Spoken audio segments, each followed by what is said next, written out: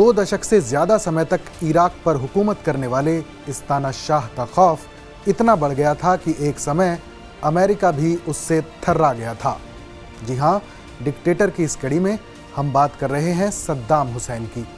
एक दौर में इराकी हुक्मरान सद्दाम हुसैन की क्रूरता के किस्से बड़े मशहूर हुए थे, लेकिन ख़ास बात यह कि इस शख्स ने अपनी ऐसी छवि बना ली थी कि सद्दाम हुसैन बहुत से लोगों के लिए किसी मसीहा से कम नहीं थे, लेकिन वहीं दुनिया की बड़ी आबादी के लिए वो एक क्रूर तानाशाह थे। 28 अप्रैल 1937 को उत्तरी बगदाद में तिकरित के एक गांव में पैदा हुए सद्दाम हुसैन ने कानून की पढ़ाई की थी। साल 1957 में सद्दाम ने बाथ पार्टी ज्वाइन की। उस वक्त बाथ पार्टी समाजवादी रूप से अरब राष्ट्रवाद का अभियान चला रही थी। आगे चलकर साल 1962 में ये समाजवादी अभियान सैन्य विद्रोह की वजह बना। इसी दौरान ब्रिगेडियर अब्दुल करीम कासिम ने इराक की सत्ता पर कब्जा कर लिया। सद्दाम भी इस सरकार में शामिल थे।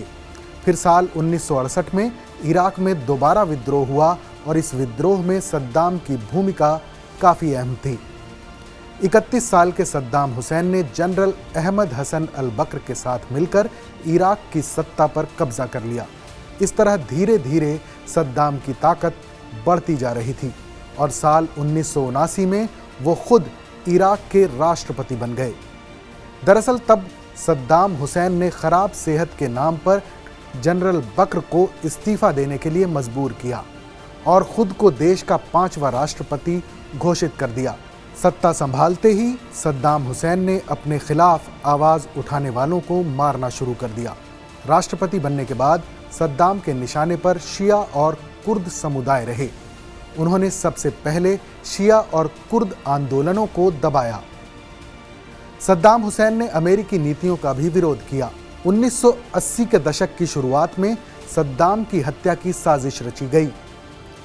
फिर तानाशाह सद्दाम हुसैन ने अपनी हत्या की साजिश रचने वालों से बदला ले लिया और इराक के दुजैल शहर में साल 1982 में एक बड़ा नरसंहार करवा दिया। इस नरसंहार में सद्दाम के मुखालिफ 148 शिया लोगों की हत्या कर दी गई और इसी मामले में 5 नवंबर 2006 को सद्दाम हुसैन को सजाए मौत सुनाई गई। साल 1988 में ईरान के साथ चल रही जंग खत्म हुई। युद्ध विराम का ऐलान होने के बाद सद्दाम अपनी सत्ता को बनाए रखने के लिए अपनी ताकत को बढ़ाने में लगे रहे। लंबी दूरी की मिसाइलों, परमाणु हथियार, जैविक और रासायनिक हथियारों को विकसित करना शुरू कर दिया। फिर साल 2003 में अमेरिका और ब्रिटेन ने इराक पर जैविक हथियार जमा करने का आरोप लगाया, जिसका सद्दाम ने खंडन किया। फिर अमेरिका और ब्रिटेन के नेतृत्व में संयुक्त सेनाओं ने इराक पर हमला कर दिया और अप्रैल 2003 में सद्दाम हुसैन को सत्ता से बेदखल कर दिया गया। सद्दाम हुसैन अंडरग्राउंड हो गए तो उनकी तलाश में ऑपरेशन रेड डॉन शुरू हुआ और 13 दिसंबर 2003 को तिकरित के नज़दीक एदटौर इलाके से सद्दाम को पकड़ा गया। सद्दाम पर अदालत में मुकदमा चला। इस कानूनी प्रक्रिया के दौरान सद्दाम हुसैन की सुरक्षा में 12 अमेरिकी सैनिक लगाए गए थे। इन सैनिकों में से एक थे विल बार्डेन वर्पर, जिन्होंने एक किताब लिखी है जिसका शीर्षक है the prisoner in his palace, his American guards and white history left unsaid. इस किताब में उन्होंने सद्दाम हुसैन की सुरक्षा के दौरान उनके आखिरी दिनों को याद किया है। विल बार्डेन वर्पर लिखते हैं कि सद्दाम हुसैन अपने आखिरी दिनों में अमेरिकी सिंगर मैरी जे ब्लिज के गाने सुनते थे, अपनी पसंदीदा सिगार पीते, मफिन खाते और जेल के अमेरिकी सुरक्षा गार्डों को कहानियां सुनाया करते थे। जेल के अंदर सद्दाम ने सुपर 12 में शामिल सभी सुरक्षा कर्मियों से दोस्ती कर ली थी। सुपर 12 के सैनिकों और सद्दाम हुसैन के बीच आखिरी वक्त तक अच्छा रिश्ता रहा।